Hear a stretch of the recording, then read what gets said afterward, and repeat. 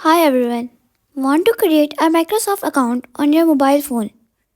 No worries, in this video I will show you how to create a Microsoft account easily on Android or iPhone. Step by step. Step 1. Open a browser or Microsoft app. First, open any web browser on your phone like Chrome and Safari. You can also use Microsoft apps such as Outlook, OneDrive or Microsoft Teams. Step 2. Go to the Microsoft sign up page. Now tap on Sign In, then select Create One or Create Account. Step 3. Choose email or iPhone number. You can create your Microsoft account using an email address or a phone number.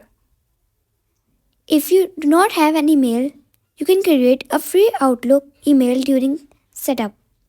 Step 5. Enter your personal detail. Now enter your name, country or region and date of birth. This helps Microsoft keep your account secure. Step 6. Verify your account. Microsoft will send a verification code to your email or phone number.